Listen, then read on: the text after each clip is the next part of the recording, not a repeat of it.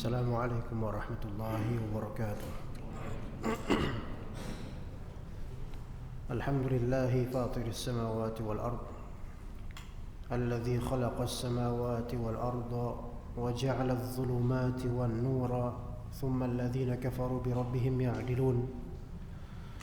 الحمد لله الذي خلقكم من طين ثم قضى أجلا وأجل مسمى عنده، والصلاة والسلام على من لا نبي بعده، نبينا المصطفى المجتبى محمد وعلى آله وصحبه ومن اتبع الدين إلى يوم القيامة، إلى يوم الدين.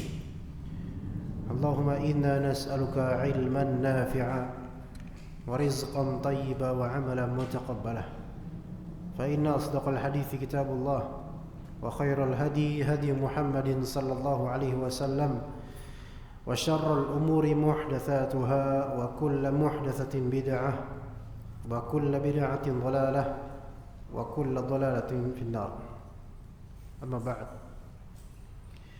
Kita melanjutkan insyaallah taala kajian kitab Syarah Usul As-Sunnah pada pembahasan dimulai dari pembahasan Qismatul Fai'i wa Iqamatul Hudud, yaitu pembagian fai' dan penegakan hukuman.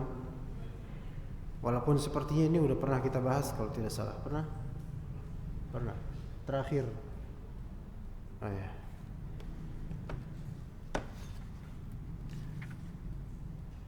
Baik. Mungkin membaca matannya saja insyaallah. Penjelasannya di skip kemudian nanti ke poin 31. Ya jadi benar itu. Ya fadhal. Bismillahirrahmanirrahim.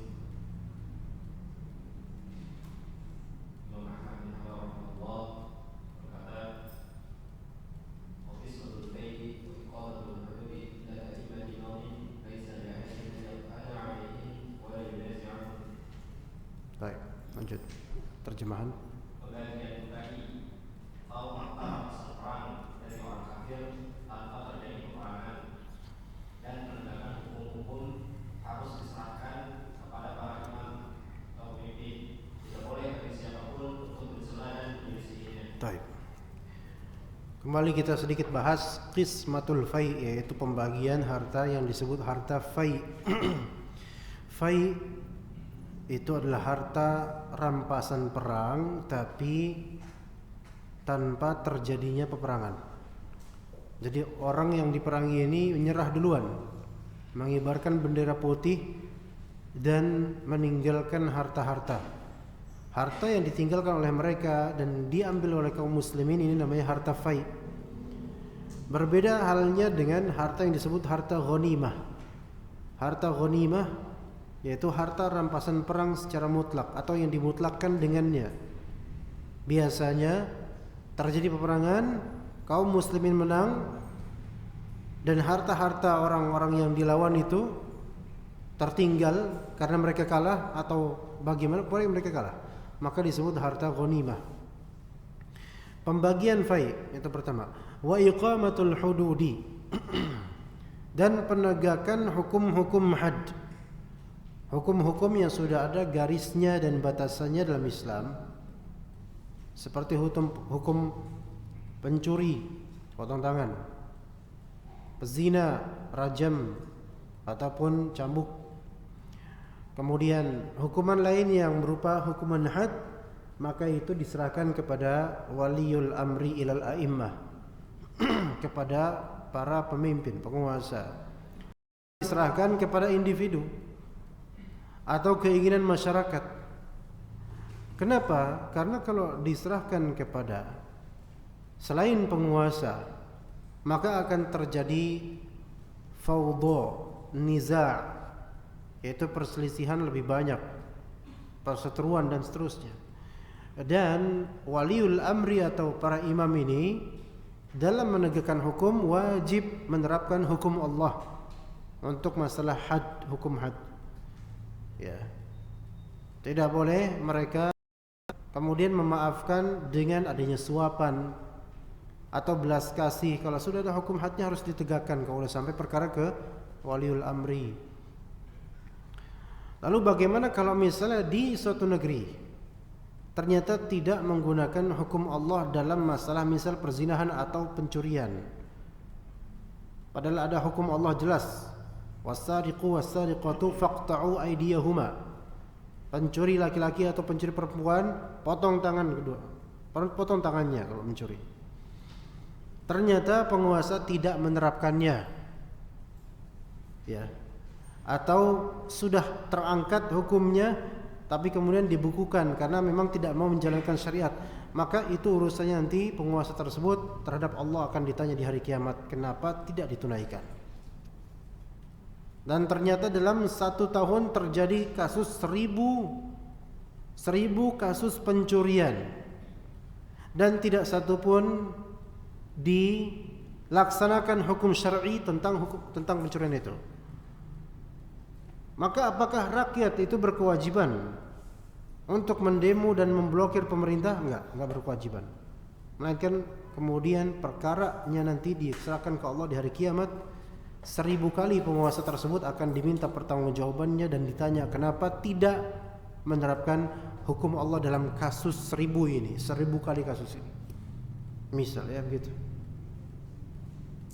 Makanya menjadi penguasa suatu negeri apapun sektor dan bidangnya, pertanggungjawabannya itu sangat berat.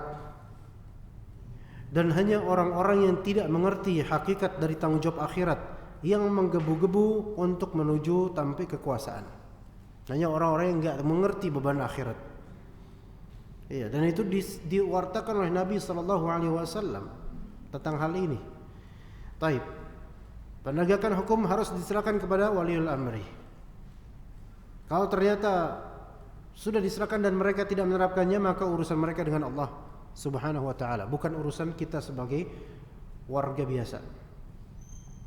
Namun kita mendoakan semoga Allah taala memberi orang-orang ini hidayah dan semoga Allah taala memaafkan kaum muslimin itu.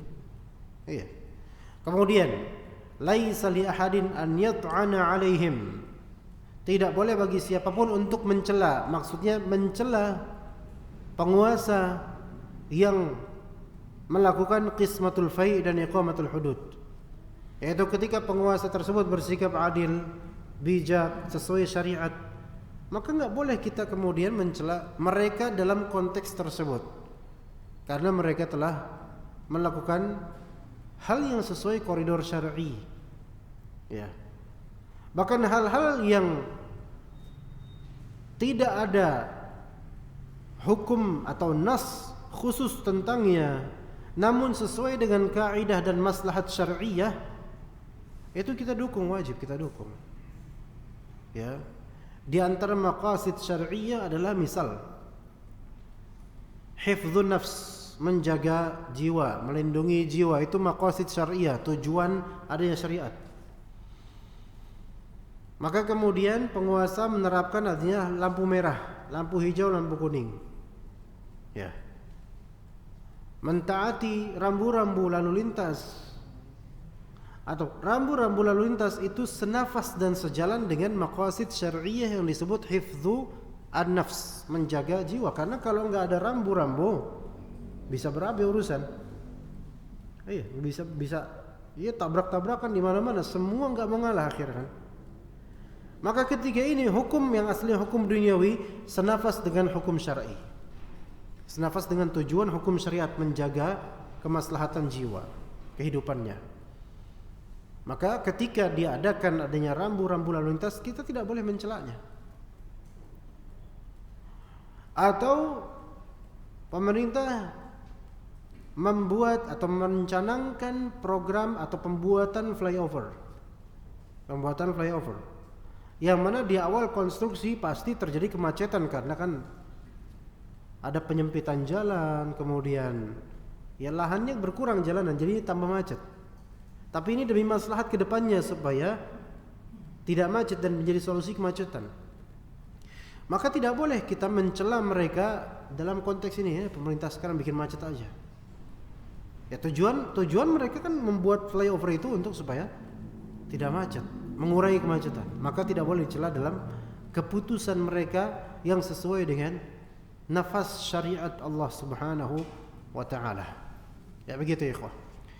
Bahkan kalaupun mereka melakukan, penguasa melakukan atau membuat keputusan yang menyelisihi bahkan bertentangan dengan syariat Allah Subhanahu wa taala, maka tentu Islam memiliki cara untuk menasihati penguasa-penguasa ini. Ya. Misalnya penguasa membuat keputusan atau statement yang justru merugikan Islam bahkan melawan Islam. Tentu kita tidak bisa menasihati langsung misalnya, tapi boleh bagi kita untuk membimbing kaum muslimin dan mengajarkan kepada kaum muslimin dan menjabarkan kepada kaum muslimin yang hak dari kesalahan tersebut. Maksudnya contoh sebagai contoh saja ya, dan ini semoga tidak terjadi semoga. Pemerintah melarang kaum muslimin sholat di masjid. Tapi ini bertentangan dengan syariat Allah, bertentangan ya kan. Boleh nggak kemudian antum di media sosial menjelaskan bahwasanya syariat yang hak adalah laki-laki diwajibkan ke masjid dengan dalil ini? Boleh, boleh. Tapi kalau misalnya langsung antum poin ke ini pemerintah sekarang zalim disebabkan ini, tidak kayak gitu bahasanya. Maka ini dalam rangka bukan menasihati pemerintah, tapi dalam rangka menasihati kaum muslimin supaya tidak terhasut oleh syubhat yang disebutkan atau digelontorkan oleh penguasa. Itu boleh seperti itu. Contoh lain, di antara penguasa kita, misal ada yang mengatakan bahwasanya hukuman untuk pezina adalah penjara, misalnya. Keputusannya begitu, misal. Dan itu pun kalau tidak saling ridho. Kalau sama-sama ridho enggak diapa-apain. Taib. Kemudian kita katakan di media sosial, ya ikhwah sekalian, ketahuilah bahwasanya hukum Allah terhadap perzinahan begini dengan dalil begini ini, tanpa menyinggung penguasa semata. Maka boleh seperti boleh. Enggak masalah. Ya. Kenapa kok beda dengan yang mengatakan ini sebagai bantahan untuk penguasa zaman sekarang disiarkan gitu? Karena justru dengan bahasa antum seperti itu tidak menambah kecuali keributan. Iya, tidak menambah. Betul ada isi ilmiah, tapi ada sisi emosional yang tidak akan memperbaiki masalah.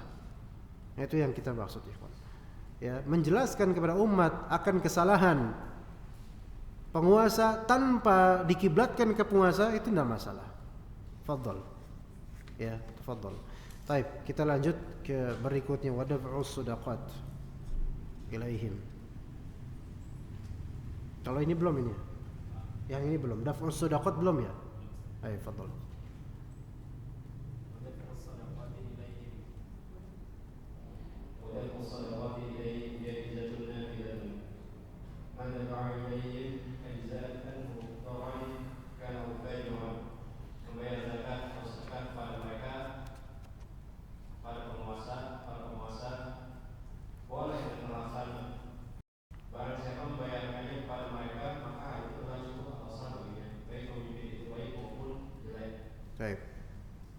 Daf'us shadaqat, membayar zakat atau sedekah, tafsiran di kitab ini atau penerjemah. Membayar zakat atau sedekah kepada mereka para imam atau pemerintah boleh dan terlaksana. Barang siapa membayarnya kepada mereka maka hal itu telah sah zakatnya atau sedekahnya, baik pemimpin itu baik maupun jelek. Nanti akan kita jabarkan maksudnya. Tapi kita baca dulu penjelasan dari Asy-Syarih, yaitu penjelas dari Ibnu Abil Aiz Al-Hanafi. Fadhal. Lanjut. Berkata Ibnu Abil Aiz Al-Hanafi rahimahullah, berkata dalam syarahnya terhadap Aqidah Tahawiyah halaman 376, nas-nas dalil-dalil dari Al-Quran dan As-Sunnah serta ijma sepakatan kaum salaf umat ini telah menunjukkan bahwa pemerintah, imam sholat, penguasa, pemimpin perang dan pegawai zakat harus ditaati dalam tempat-tempat atau masalah-masalah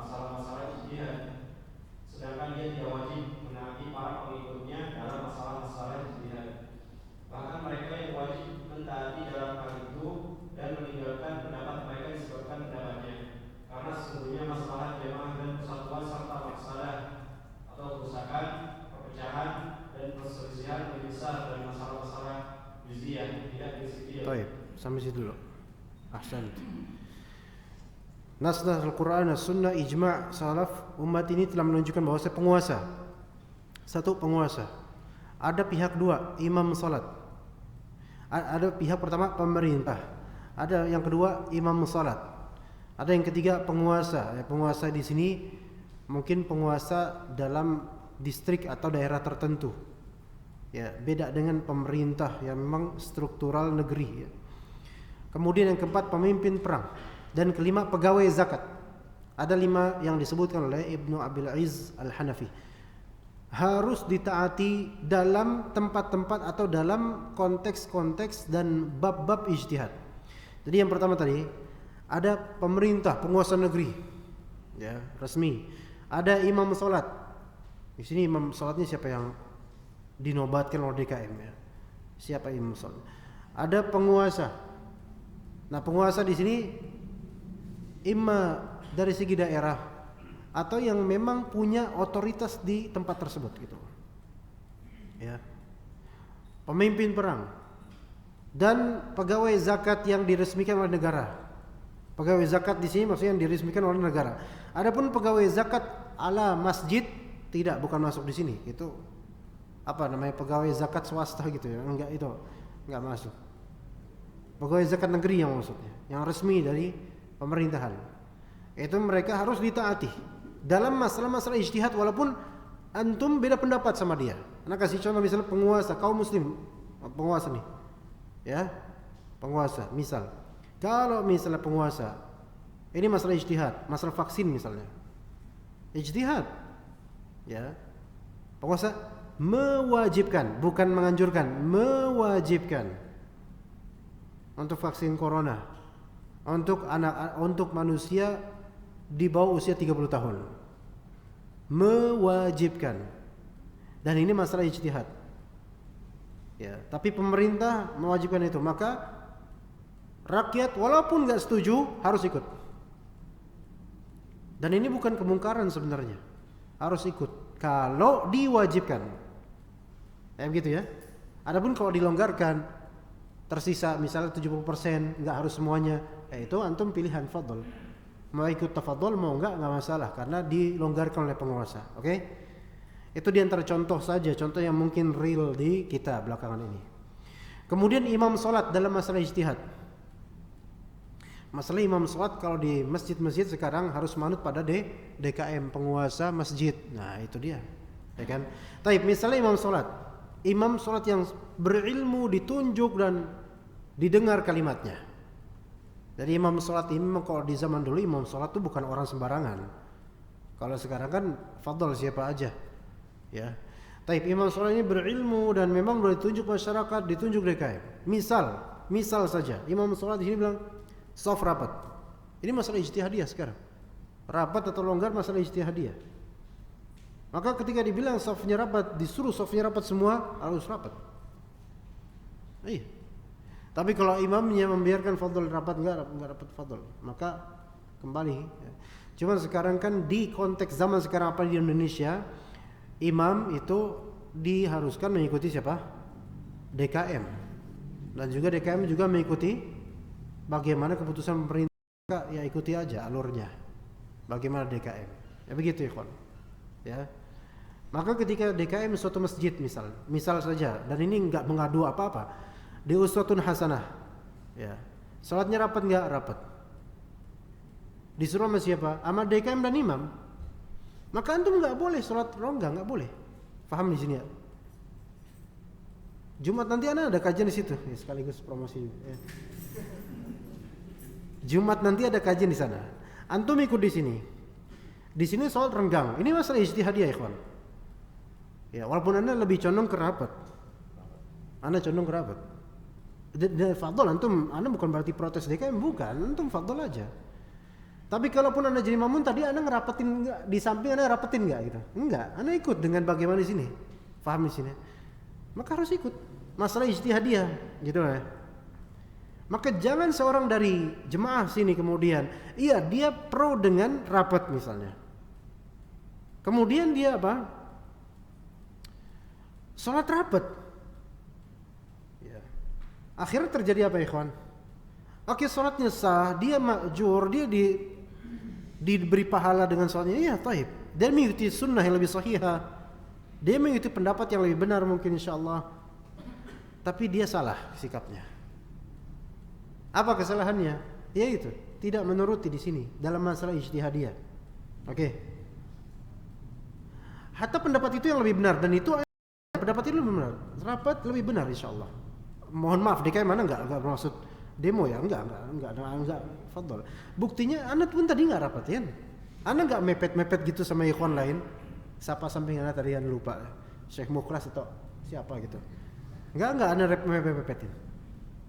Ya, orang mepetin terus ya jemaah lain lihat, ittaqillah katanya. Sausufakum katanya. Enggak Anda gitu. Anda ikut aja. Ikut. Baik. Anda berdosa nggak kira-kira? Insya Allah mudah-mudahan Anda minta ampun sama Allah Ta'ala. Walaupun Anda lebih condong pada yang rapat. Ketika dia uswatun hasanah nanti hari Jumat nanti insya Allah. Ya. Antum yang lebih mengikuti pendapat sekarang longgar karena maslahat lebih rajihah. Antum di sana harus apa? Ikut rapat. Jangan longgar dewekan. Yang lain pada rapat, antum ngelipir sendiri jauh sana, bahkan di balik tembok. Jangan. Ya, Anda nggak tahu di balik tembok tuh ada apa, nggak tahu, tapi 1 meter pokoknya. Jangan. Imma antum sholat di situ ikut dengan bagaimana keputusan DKM, imma antum sholat aja tempat lain yang sesuai dengan pendapat yang antum pilih. Fadhol. Paham di situ begitu contoh yang real sekarang. Jangan kemudian nanti akan disebutkan kenapa begitu gitu loh. Kemudian pemimpin perang, komandannya, panglimanya punya ijtihad.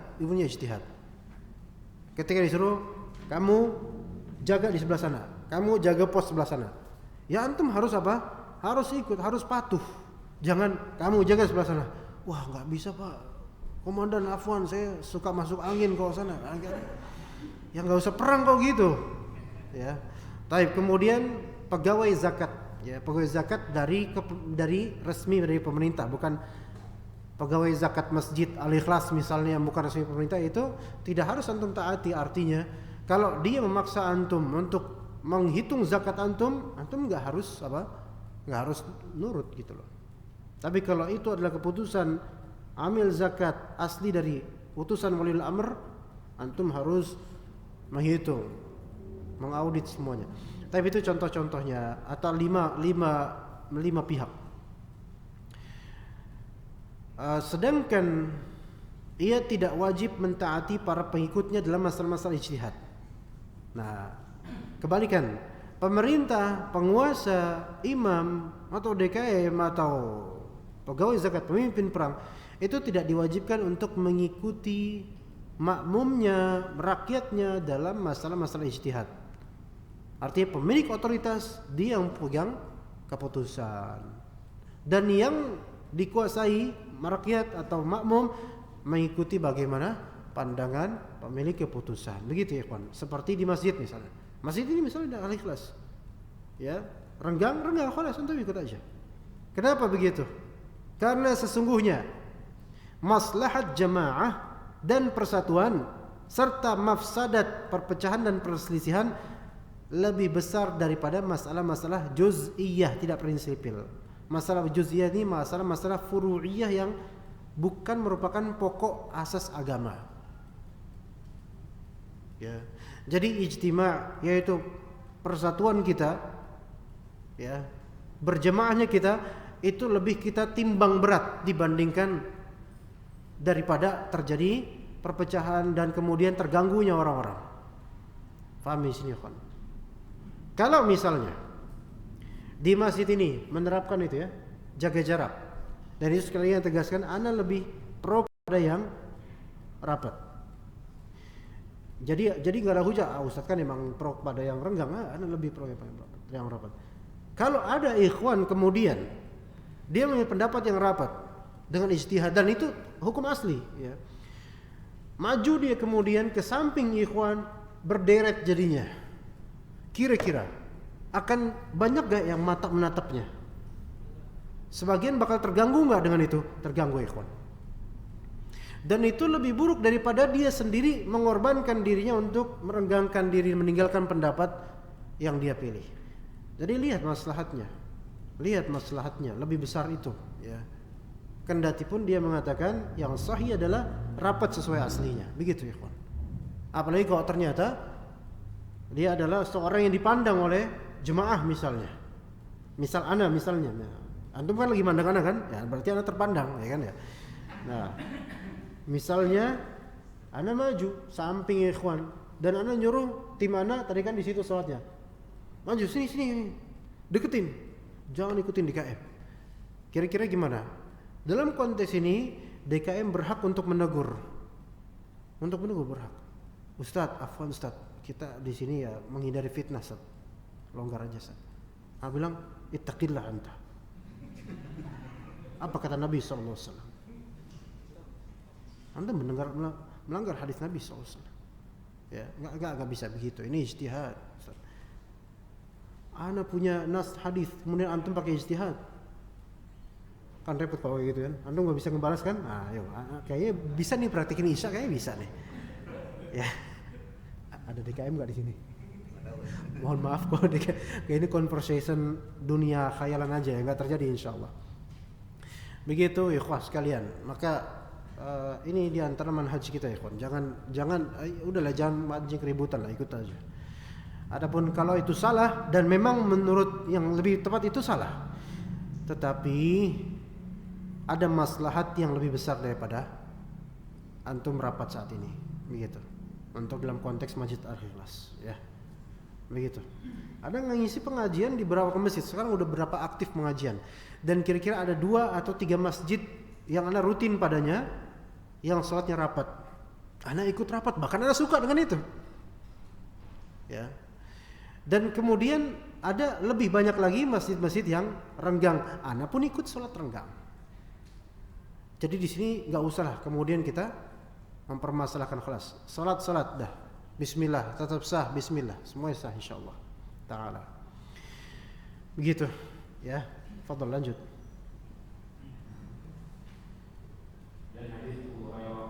Sebentar. Nggak apa-apa kan anda ngomong kayak tadi nggak apa-apa kan? Kalau dipermasalahin anda stop sekarang nih. Ya, baik. Fadhal. Dan hadis Abu Hurairah radhiyallahu anhu bahwa Rasulullah sallallahu alaihi wasallam bersabda, "Sallu lakum fa in asabu falakum wa lakum wa in akhtau falakum wa alaihim." Mereka para pemimpin mendirikan salat dengan kalian. Jika mereka benar salatnya, maka pahalanya bagi kalian dan juga bagi mereka. Namun jika mereka salah di dalam salatnya, maka bagi kalian pahala dan bagi mereka dosanya. Hadis riwayat Bukhari. Baik.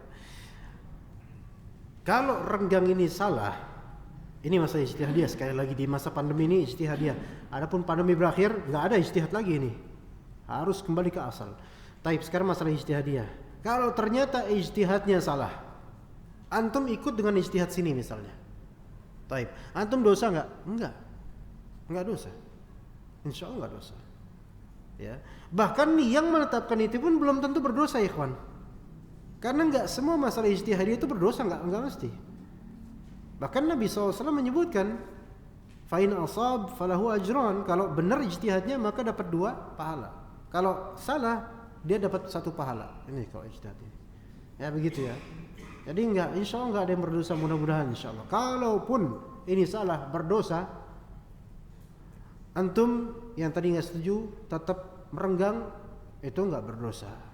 Dan yang mengikuti peraturan DKM pun insya Allah nggak berdosa. Dan semoga DKM nggak berdosa insya Allah, ijtihadiyah khalas.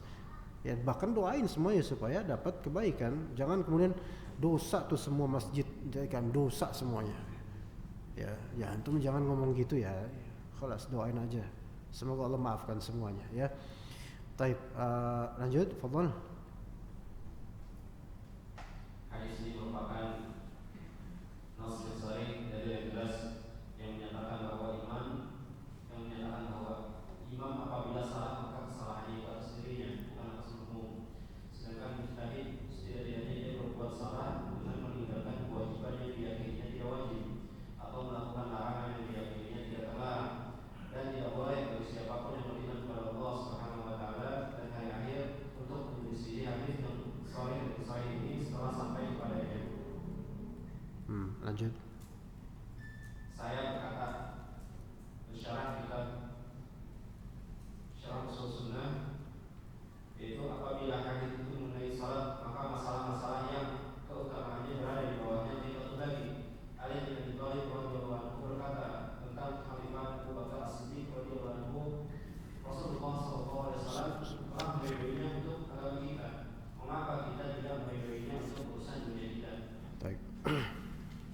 kembali ke masalah daf'us shadaqat, membayar zakat atau sedekah itu sebenarnya ulama punya dua tafsiran.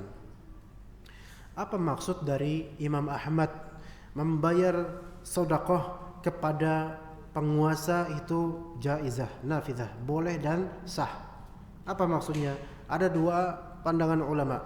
Ya, ada dua pandangan ulama. Ya. Sebagian ulama yaitu Syekh Al-Alama Ahmad An-Najmi rahimahullah, maksudnya daf'us shadaqah di sini adalah jibayatus shadaqah atau jibayatus shadaqat.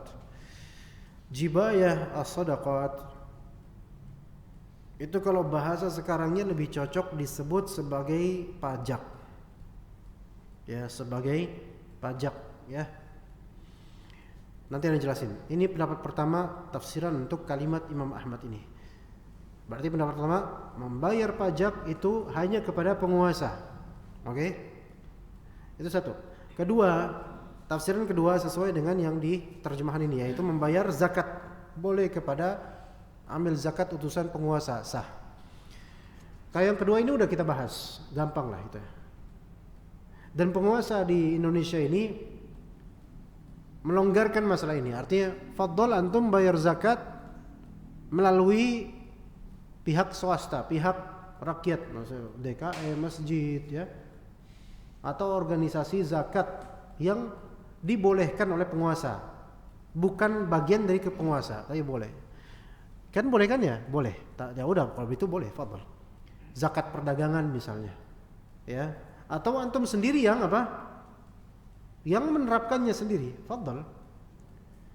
Tapi mana yang lebih afdal? Kalau antum bisa ada pilihan, pakai amil zakat sah pemerintah atau non pemerintah, yang lebih afdal adalah amil zakat sah pemerintah, walaupun pemerintahnya fasik. Kenapa? Karena asalnya seperti itulah. Seperti itu memang asalnya. Zakat itu ada amilnya dari pemerintah. Itu asalnya. Cuman kalau sekarang kan ya enggak dikonsentrasi, enggak difokuskan hal tersebut, malah jarang. Rata-rata coba pedagang di sini yang menunaikan zakat, rata-rata pakai gimana metodenya? Apakah melalui pemerintah dulu? Enggak. Bahkan kadang-kadang nafsi-nafsi sendiri-sendiri langsung tunaikan kepada fakir miskin atau mustahiknya. Itu yang pendapat kedua. Pendapat pertama yang kita bahas sekarang, ya kawan. Jibayatus shadaqat. Jibayah itu apa ya kawan? Kalau bahasa sekarang ini mungkin lebih condongnya maknanya pajak. Tapi kita maknai secara syar'i dulu istilah jibayah ini, maknanya adalah mablaghun naqdiyun tataqadahu ad-dawlatu minal ashkhasi awil muassasati bihadafi tamwili nafaqatid daulah. Ngerti nggak maksudnya? Wah, langsung silent. Ya. Apa maksudnya? Ngerti? Ngerti Ustaz? Apa? Wallahu a'lam. Nah, itu artinya. Apa itu jibayah? Jibayah lah mablagh naqdi.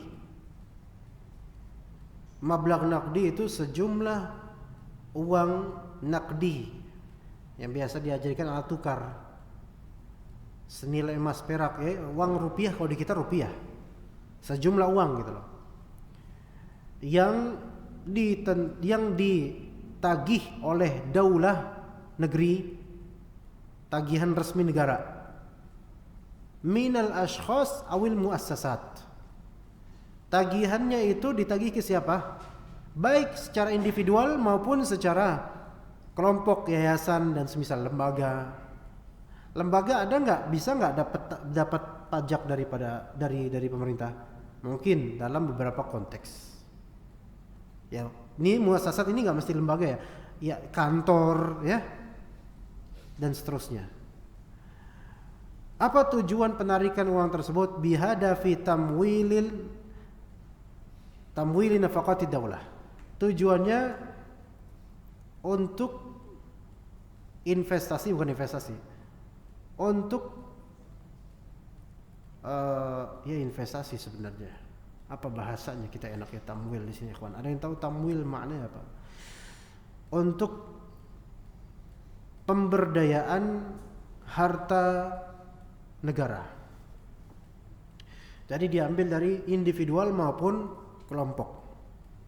individual, contoh real pajak motor.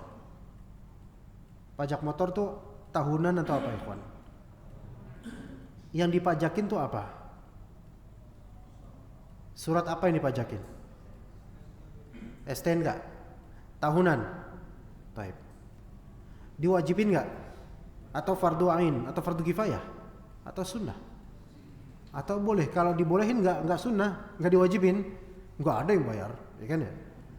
Ya, baik. Yang itu wajib aja juga kita terlambat berapa lama gitu kan? Ya, tetap deg-degan kalau ada polisi kan, gitu kan? Nah, ini pajak. Bahasa kita pajak, ikhwan. Pertanyaan, apakah semua pajak itu haram, mamnu gitu loh masalahnya. Apakah semua pajak disebut sebagai maks yang dilarang dan bahkan pemungutnya itu masuk neraka gitu loh. Ya. Nah, sekarang pajak motor itu gimana? Apakah dia masuk ke dalam istilah ini sejumlah uang yang wajib dibayar ditentukan oleh penguasa, wajib dibayar oleh individu, ya enggak? Tujuannya apa? Untuk tamwil nafaqat ad-daulah, pemberdayaan harta negara. Antum naik motor jalan pakai jalanan yang diberdayakan oleh siapa? Negara atau swasta? Negara, kecuali jalan-jalan swadaya ya. Gitu ya.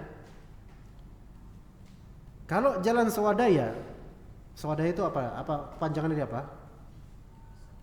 Masyarakat lah gitu, lokal lah gitu ya. Boleh nggak jalan tersebut ditaruh kotak amal atau ada gharamah, bayaran untuk lewat situ, boleh nggak? Kalau itu milik mereka boleh. Nah, sekarang negara punya jalan-jalan protokol, jalan rakyat dan seterusnya. Negara yang mengadakan, merawat, oke? Maka di sini ada timbal balik nggak? Ada timbal balik. Maka ini dibolehkan terjadi pajak. Bahasa kita pajak, ikhwan. Tapi bahasanya di sini jibayah. Ya. Nah, jibayah ini bayarnya ke siapa? Ya penguasa yang sah. Bukan japrem. Jatah preman. Nggak boleh bayar ke mereka. Nggak boleh. Lo jalan sini bayar lo. Banyak tuh di Sumatera, mohon maaf, ya kan? Truk-truk tuh wajib bayar situ, pajak versi mereka. Nggak boleh. Itu kan happening kan sekarang. Kalau nggak bayar diteror itu. Nggak boleh itu. Harus bayarnya kemana? Dan itu pun dengan peresmian atau dengan peraturan yang sah. Nggak boleh ada calo-caloan dari rakyat daerah situ, nggak boleh. Ya. Karena perbaikan jalan itu tanggung jawab siapa? Pemerintah. Maka ini disebut tamwil nafaqatid daulah. Kembalinya ke siapa? Kemana lagi kembali? Ke maslahat untuk rakyat juga. Nah, ini boleh. Ini yang disebut apa? Jibayah. Ya. Maka jibayah itu sedekah dikatakan oleh para ulama di antara Syekh Ahmad An-Najmi, jibayah itu sedekah ila wulatil umur. Pajak untuk masalah yang seperti tadi itu ke waliul amri. Ya. Antum bikin yayasan bayar nggak, ikhwan? Yayasan apa nih namanya? Yayasan apa namanya? Dia yayasan apa sih itu? Al-Ikhlas. Pernah bayar nggak ke pemerintah? Dari bikin yayasan. Bikinnya legalisirnya kan ada kan? Itu berarti pungutan kan dari pemerintah kan? Untuk masalah apa? Maslahat, balik lagi maslahatnya untuk yayasan kan? Iya, penjagaan nama kalau ada apa-apa gitu kan. Nah, ini namanya jibayah, ikhwan. Ya, ini namanya jibayah. Jadi doribah, ada istilah doribah, ada istilah maks, ada istilah jibayah. Doribah itu pajak ya. Pajak ada dua macam. Ada pajak yang diperbolehkan, ma'dzunah, diizinkan, boleh terjadi. Definisinya apa? Definisinya kalau misalnya di pajak tersebut ada feedback yang bermaslahat untuk yang membayar, maka ini boleh. Kayak pajak motor boleh. Oke, ada feedbacknya. Adapun doribah yang mamnu'ah, pajak yang terlarang, itu adalah an tufarridu ad-daulatu ad-daraiba biduni muqabilin aw lil maslahatil 'ammah. Ketika daulah mewajibkan pajak tanpa adanya muqabil, tanpa adanya feedback, tanpa adanya timbal balik atau maslahat umum, melainkan itu murni buat kemaslahatan pejabat, enggak boleh. Enggak ada timbal baliknya untuk pemberi pajak, pembayar pajak. Paham nggak di sini, ikhwan? Ada nggak contoh seperti ini, ikhwan? Ada nggak? Ada nggak contoh seperti ini? Ini nggak boleh yang seperti ini. Nggak ada feedback. Contoh misal saja, barang import atau dari luar pulau atau dari luar negeri masuk, ya, barang masuk. Barang tersebut kemudian apa, ikhwan? Kena bea cukai nggak? Pajak kena nggak? Kena, kecuali kalau pakai jalur black market ya. Nah, apa feedbacknya bagi pedagang? Misal Anda dagang barang impor ya, oke. Anda bayar pajak, setiap karton kena sekian misalnya, dengan ukuran sekian kena Anda pajak. Akhirnya kan jadi naik kan harganya kan? Banyak tuh barang-barang impor yang sebenarnya murah jadi mahal gara-gara ini. Taib, apa feedback yang diberikan oleh pemerintah misalnya untuk Anda? Nah, feedbacknya adalah keamanan Ustaz, karena kalau nggak bayar pajak antum ditangkap nanti. Itu bukan feedback namanya. Maksud di sini feedback adalah feedback untuk barang Anda ini apa gitu loh. Paham nggak, ikhwan? Apakah toko Anda dijamin kemudian? Oke, Anda kan punya toko online misalnya. Toko online di Tokopedia. Oke. Dan barang-barang Anda barang-barang importir dari luar. Ya, benar kan impor bahasanya kan? Impor dari Saudi misalnya. Kena potongan biaya ini itu dalam masalah, Masya Allah. Di pelabuhan susah lagi, harus bayar lagi. Taib. Anda bayar 5 juta. Oke, taib. Barang kemudian akhirnya Anda pegang setelah Anda bayar. Oke? Anda jual via Tokopedia. Kira-kira penguasa atau orang yang mendapatkan hasil pajak tersebut, yang memakan pajak tersebut, apakah dia akan mengontrol dagangan Anda dan menyelamatkannya atau menjaminnya di Tokopedia? Ada nggak efeknya? Nggak ada kan? Nggak ada. Anda mau jual di suatu desa terpencil di Wonogiri, nggak bakal di watch out oleh mereka, ya nggak? Ada nggak efeknya? Feedbacknya ada nggak? Paham nggak di sini, ikhwan? Nggak ada feedbacknya. Maka yang seperti ini nggak boleh sebenarnya, nggak boleh. Karena nggak ada timbal balik dari apa yang Anda bayar. Ini berarti apa? Sama dengan pungutan-pungutan yang ya apa? Lalu berarti kan ini pemaksaan dan juga tidak ada feedback. Lalu ngapain Anda bayar, gitu kan? Makanya para ulama ketika antum ditanya, antum nanya misalnya ke para ulama atau para ustadz, apa hukumnya kita mengadakan perdagangan via jalur black market? Apa hukumnya? Boleh.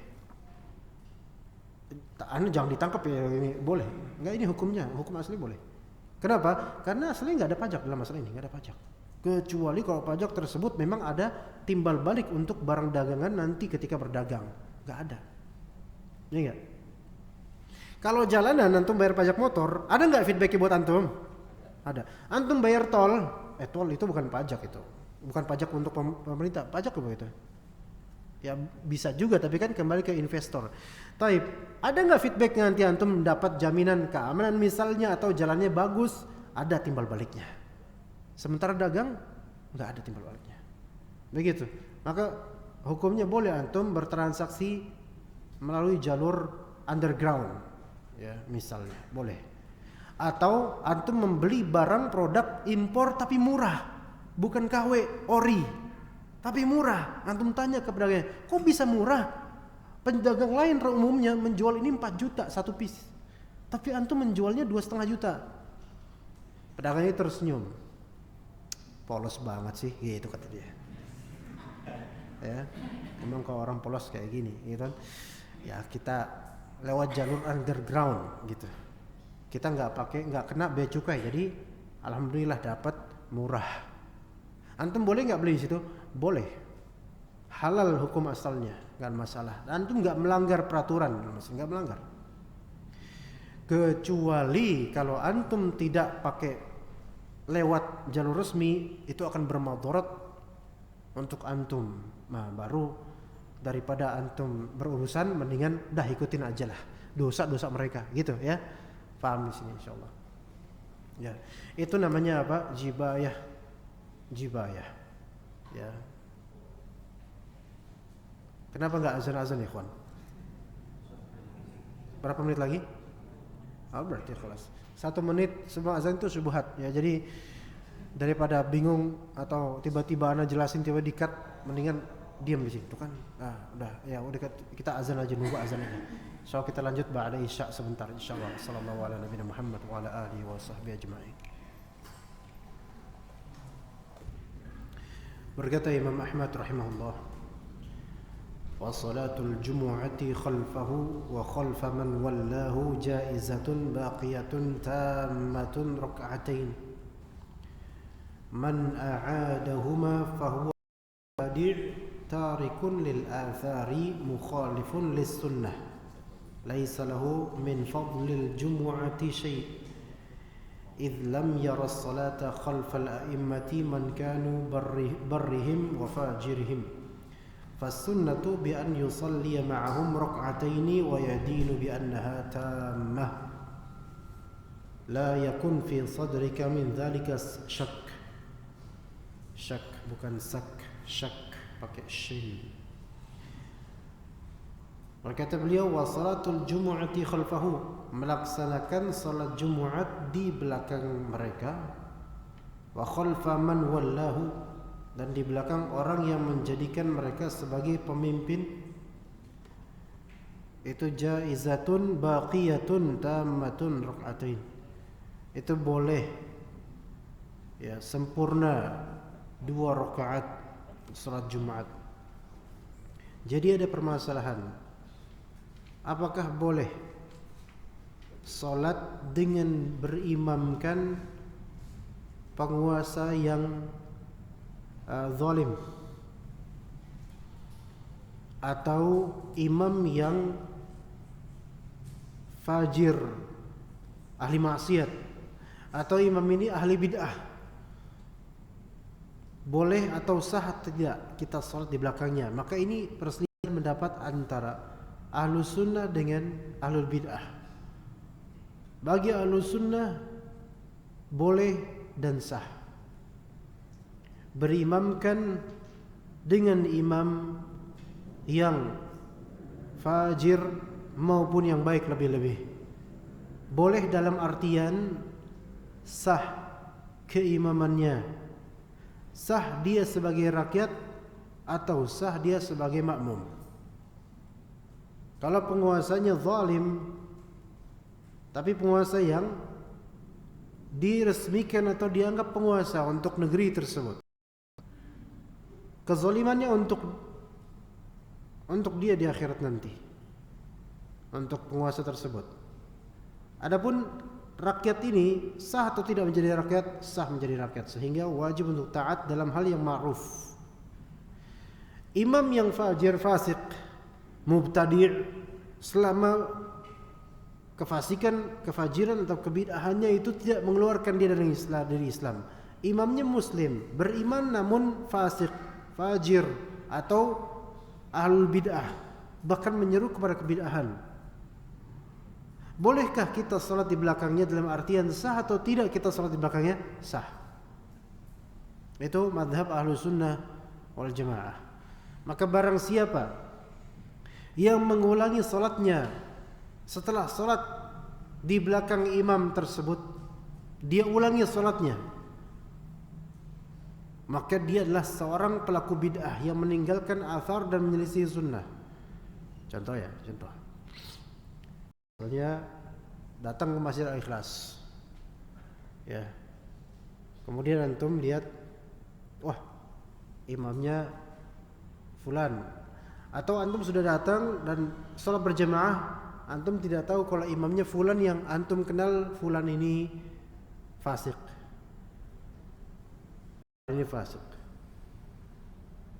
Maksudnya fasik muslim tetapi ya nggak bener lah gitu orangnya.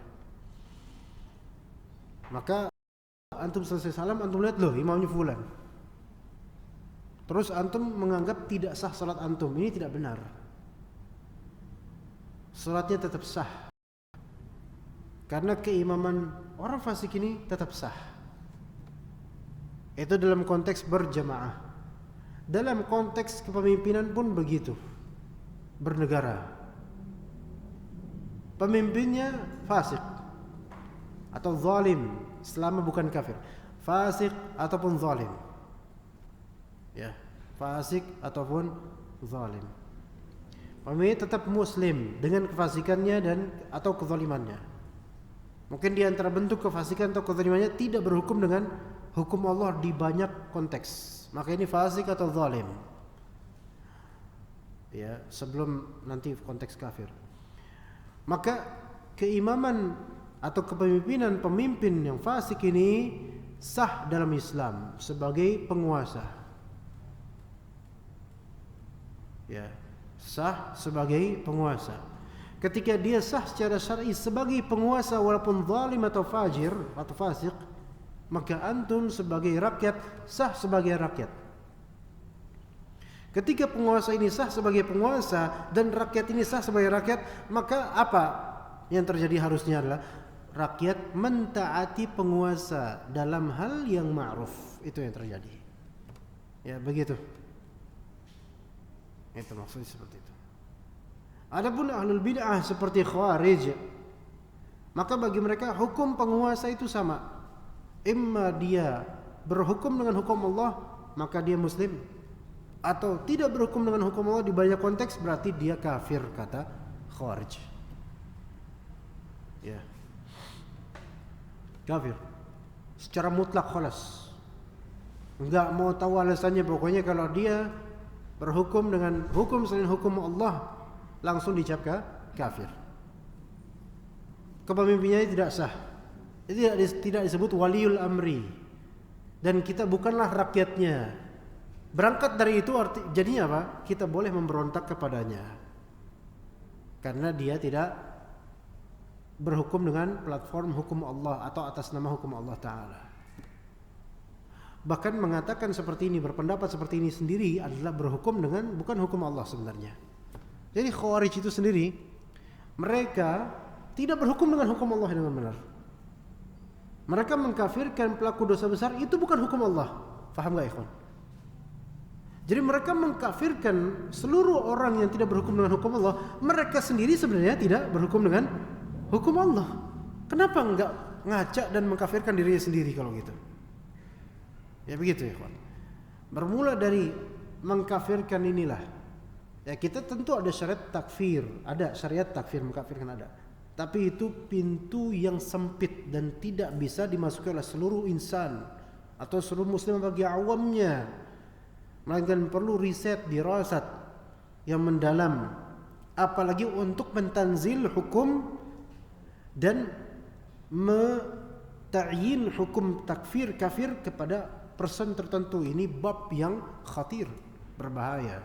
Berbahaya maksudnya adalah ada tetapi bab yang sempit, pintu yang sempit. Tidak dibebaskan begitu saja untuk seluruh orang awam silakan berijtihad untuk mengkafirkan fulan dan fulan lah. Sementara kita lihat takfiri, kebanyakan dari mereka atau bahkan seluruh dari mereka yang kata Rasulullah SAW, mereka bodoh, sufaha. Bodoh yang kelihatannya pintar dan semangat, itu dia. Semangat dan kelihatan pintar itu ya tentu sangat tidak menjamin benarnya bersikap atau berhukum. Maka hati-hati di sini, menganggap kepemimpinan fulan tidak sah atau keimaman fulan tidak sah, itu biasanya adalah tracknya mubtadi' yang menyelisihi athar dan menyelisihi sunnah. Dan ajaib ya ikhwan, kebanyakan sebagian ahlu sunnah wal jamaah, kendati pun kaum khawarij dan takfiriyun mengkafirkan penguasa dan mengkafirkan keumuman masyarakat, melainkan ahlu sunnah wal jamaah tidak serta-merta mengkafirkan khawarij ini. Ngerti gak ikhwan? Khawarij ini mengkafirkan penguasa, dikafirkan semua. Khalas, semua jajaran kabinet dan masyarakat disebut semua jahiliyah. Ini bi'ah jahiliyah, sebagaimana dituturkan oleh Sayyid Qutb. Masyarakat ini masyarakat jahiliyah, kembali back to jahiliyah di masa jahilatul ula itu, dan melazimkan kekufuran di antara mereka. Taib. Tapi Ahlussunnah wal Jamaah dengan insaf dan adilnya tidak serta-merta mengkafirkan apa? Khawarij. Padahal Khawarij mengkafirkan banyak orang. Kenapa? Inilah insafnya Ahlussunnah wal Jamaah, ikhwan. Memandang bab takfir ini bab yang vital dan juga berbahaya untuk dimasuki. Kalau salah-salah jalur, salah jalan, salah kaidah, bisa salah.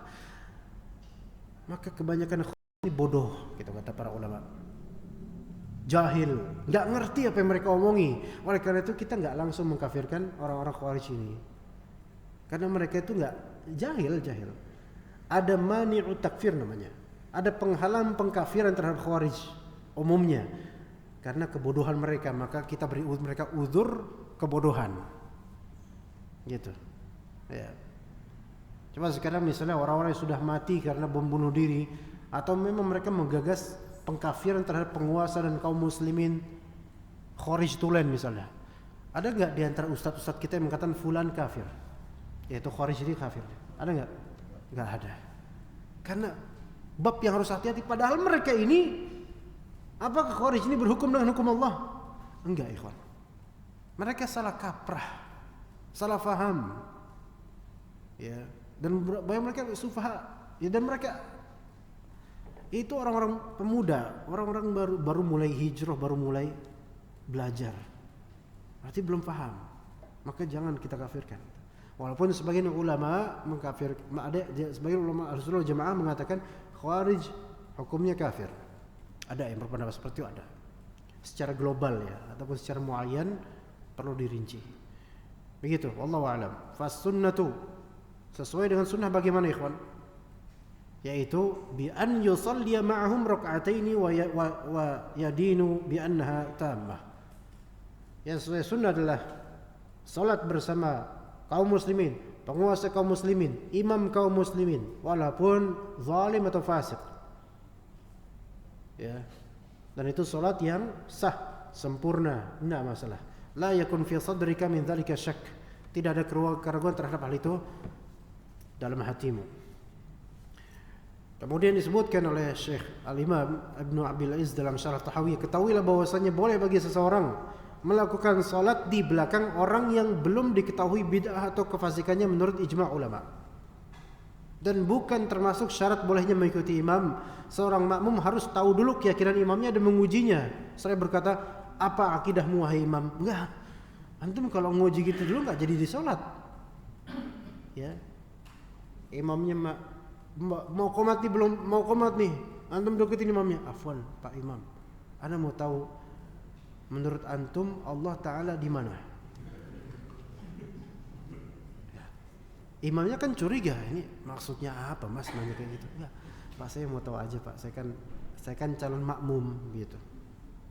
Ya. Kata imam tersebut, Allah itu ada di hati kita. Wah ini kan jadi repot akhirnya kan urusan. Waduh, ini wahdatul wujud ini katanya. Bah udahlah Pak Imam, saya afwan, saya nggak mau lagi sholat di masjid ini. Imamnya kan bingung. Ini ada apa ya? Imamnya bingung. Saya mimpi apa tadi malam kok bisa kayak gini gitu. Kalau kita menerapkan ini, kita ke pom bensin atau kita ke apa yang di jalan tol itu ada food court apa namanya? Rest area. Kan biasa rest area. Salat di jamaah atau di luar awal waktu salat lah. Biasa kan kita dapetin siapa? Imam-imam baru lah, imam-imam dadakan, imam-imam suddenly gitu, tiba-tiba mendadak imam gitu. Masya Allah. Wah, ini kalau saya ikut sama imam ini sih nggak tahu akidah dia, siapa tahu dia murjiah gitu kan. Saya harus ngecek dulu ini. Apa mana isbal lagi, pasti hizbi ini, repot kalau gitu ya. Ke kampung halaman, kemudian imamnya fulan darurat nih zuhur di kampung, Imamnya habis macul dari sawah, pakai baju partai. Hizbi ini imamnya, nggak bisa imam kayak gini nih. Aduh, pasti ini ngikutin partai ini lagi, ya. Nggak jadi berimamkan dengannya. Akhirnya kita nggak pernah punya imam akhirnya, ya. Atau semua masjid dicurigai, termasuk yang tadi imam tadi yang udah nggak ada di sini nih. Wah, ini emang jubahan tadi imam yang jenggotan, tapi kan kita nggak tahu betapa banyak khawarij jenggotan gitu kan. Ya, mohon maaf imamnya dalam gaibnya ini nggak ada. Kita nggak tahu. Antum tanya dulu, nggak ada seperti itu. Apa akidah antum wahai imam? Coba sebutkan rukun iman, rukun Islam. Dites ini, imamnya bingung, ya Allah. Ini tesnya lebih berat daripada fitnatul qabr. Fitnah kubur mungkin tesnya cuma man robuk, man nabiyuk, madinuk gitu doang. Ini tesnya panjang. Coba Pak Imam, bolehkah kita mengucapkan istitsna dalam menuturkan keimanan? Nah, jangankan imam, antum semua nggak ngerti tuh pertanyaan apa itu. Ini pertanyaan yang membedakan ini sunnah atau murjiah ini. Iya, bolehkah kita mengucapkan istitsna dalam mengucapkan kalimat iman, yaitu ana berkata ana mukmin insyaallah. Imamnya menjawab, ini pertanyaan baru dengar saya nih. Nggak boleh Pak, kata imam. Wah, berarti antum murjiah katanya. Anda nggak mau berimamkan murjiah. Imamnya melongo sendiri. Murjiah itu apa? Gitu. Bingung dia. Ya, seperti itu ya kawan. Maka nggak perlu. Alhamdulillah ini syariat nggak memberatkan kita untuk mengecek hal seperti itu. Ya alhamdulillah. Nah, bahwa ia boleh sholat di belakang orang yang keadaannya majhul, belum diketahui. Dan rata-rata kita sholat berimamkan imam yang majhulul hal, keadaan dia kita nggak tahu. Entah dia fasik, fajir, alim, hizbi mungkin dia khawarij, kita nggak tahu. Ya. Sekalipun ia sholat di belakang mubtadi yang menyeru kepada bid'ahnya, atau di belakang orang yang fasik yang jelas kefasikannya, sedangkan ia seorang imam rawatib yang mana tidak memungkinkannya sholat kecuali di belakangnya, faddal. Mubtadi yang menyeru kepada bid'ahnya, ya. Misalnya udah qomat nih selesai, imam pakai ini, kemudian usolli fardhu, usolli, what? Usolli, kata makmumnya satu di belakang. Apa? Usolli, bid'ah ini. Dan anak takhalluf, anak menyelisihi. Kalau saya nggak mau berimamkan dengan mubtadi'. Ajib, ya. Atau ya dia udah masuk sholat, oke, dia nggak tahu kalau imamnya mubtadi' misalnya, atau yang biasa melakukan kebidahan, nggak tahu dia. Kemudian selesai sholat, assalamualaikum warahmatullahi wabarakatuh. Tiba-tiba imamnya apa? As-salawat apa jahar, zikir jahar, dan zikirnya itu zikir yang nggak ada tuntunannya misalnya. Allahumma shalli wa sallim ala Muhammad wa ashghili zalimin bi zalimin, ya, wa akhrijna min bainihim salimin wa ala alihi wa sahbihi ajma'in. Astagfirullah, ternyata dia melakukan kebid'ahan. Ana harus mengulangi salat ana. Gak ada sunnah kayak gitu. Antum sah sholatnya kelas, ya. Walaupun kemudian dia kasidahan habis sholat, bukannya zikir kasidahan. Ya Thaibah, ya Thaibah. Ini apa ini? Gak benar ini. Tetap sholat sah kelas. Sholat sah. Begitu. Ya. Apalagi ternyata antum cuman hal-hal yang mungkin ringan sekali halnya. Misalnya antum melihat imamnya, antum di belakang dia, pas dia assalamualaikum warahmatullah, tangannya kayak gini-gini. Astagfirullahaladzim. Ana udah husnudzon sama imam ini bagus, ternyata akhirannya endingnya bad ending. Ya, ana ulang dah sholat ana, diri langsung habis itu. Imam bingung, lah ngapain dia diri? Oh mungkin musafir kata imamnya. Ternyata enggak. Pas ditanya sama imamnya, mas kok sholat lagi 4 rakaat? Ya iya tadi saya nggak sah sholatnya. Loh kok nggak sah? Saya berimamkan seorang imam mubtadi', kata dia, ahli bid'ah. Repot dunia kalau gitu ya kawan. Ya, masya Allah. Sekalipun ya, walaupun dia mubtadi' atau fasik, jelas dia kefasikannya, tetap sah insyaallah taala. tetap sah, nggak masalah. Seperti imam Jumat atau imam hari raya dan imam sholat pada musim haji di Arafah atau semisalnya, maka menurut kebanyakan ulama salaf dan khalaf, makmum boleh sholat di belakangnya. Sebagian imam kan biasanya khutbah Jumat bakal jadi imam ya. Sebagian masjid khotibnya itu khotib yang menyuruh demonstrasi dan anti pemerintah misalnya. Antum nggak setuju itu? Antum boleh nggak menyimak khutbah tersebut, karena ada riwayat sebagian salaf tidak diwajibkan menyimak khutbah yang batil. Tetapi antum tetap stay di situ. Kalaupun antum mau pergi cari jumatan lain, tapi tetap stay di situ, nggak apa-apa. Antum berzikir biasa, fadhal. Nah, kemudian setelah selesai dia khutbah, beliau khutbah, kemudian kan jadi imam. Antum berimamkan dengannya. Walaupun tadi memprovokasi, kita ganyang pemerintah sekarang dan seterusnya. Wah, ini nggak benar nih Ustadz nih. Aduh. Ustadz, afwan Ustadz, nanya Ustadz. Ya jangan nanya juga. Ya. Khotibnya bilang, afwan, nggak ada sesi tanya jawab, gitu kata khotib.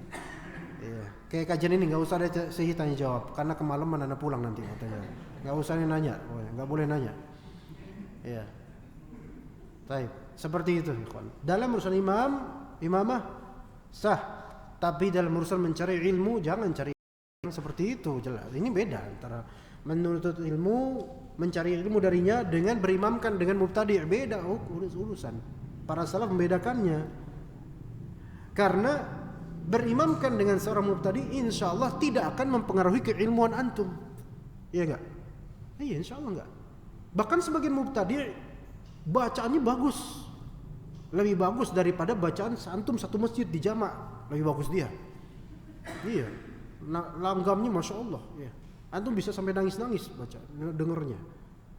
Tapi untuk menuntut ilmu darinya, sebentar, ini beda. Enggak. Kalau umum tadi enggak, sama ahli bid'ah tidak. Ya. Begitu ya ikhwas sekalian. Barang siapa yang meninggalkan salat Jumat di belakang pemimpin yang buruk, maka dia adalah mubtadi' menurut kebanyakan para ulama. Karena para sahabat melakukan salat Jumat jamaah di belakang para pemimpin yang buruk ketika itu. Sahabat banyak yang tidak dihargai oleh kalangan setelahnya, dan kalangan tersebut malah jadi penguasanya ketika itu. Tapi tetap para sahabat sholat Jumat di belakang penguasa-penguasa yang tidak menghargai sahabat dan tidak menghargai hukum Allah Ta'ala. Dan mereka tidak mengulangi sholat, sebagaimana Ibnu Umar sholat di belakang Hajjaj bin Yusuf. Demikian pula Anas bin Malik. Ibnu Umar, sahabat muda, ya, tapi kan pada masa tabi'in kan beliau berusia menjadi ulamanya Islam ketika itu. Ulama jauh lebih berilmu daripada Hajjaj. Daud lebih adil. Hajjaj bin Yusuf pembunuh, ya, pemimpinnya seperti itu. Tetap sholat di belakangnya, iya, tetap sholat di belakangnya. Ya, sekarang ada nggak penguasa kita sekarang, misalnya, oke, bukan skala presiden lah, misalnya penguasa teritori aja lah, yang disahkan oleh pemerintah, Pak Lurah. Ada nggak sekarang Pak Lurah yang killer, dalam artian killer nih pembunuh beneran, pembunuh? Ada nggak? Nggak ada. Kalau killer dalam artian pemarah banyak, tapi kok killer dalam artian pembunuh ya enggak. Ya, wah Pak RT nih, wah nggak mau saya berimamkan dengan dia. Pas tahu Pak RT imam langsung mundur. Ditanya mau kemana mas? Lapar. Ya. Lapar. Ya kenapa kok menghindari itu? Tetap sah salatnya. Bukan lapar, baper aja. Ada sebagian ikhwan, bukan sebagian ikhwan. Ada beberapa orang awam di kediaman ada. Jujur aja waktu pandemi awal itu Maret ya, sebelum lebaran, daerah Ramadan lebaran itulah. Kita biasa sholat di rumah kan ya. Sampai Id aja bukan sholat, kita Id di rumah gitu loh. Ya. Nafsi-nafsi antar bait, antar rumah. Ketika itu di masjid depan rumah itu ada beberapa bapak-bapak alhamdulillah rajin ke masjid ketika itu.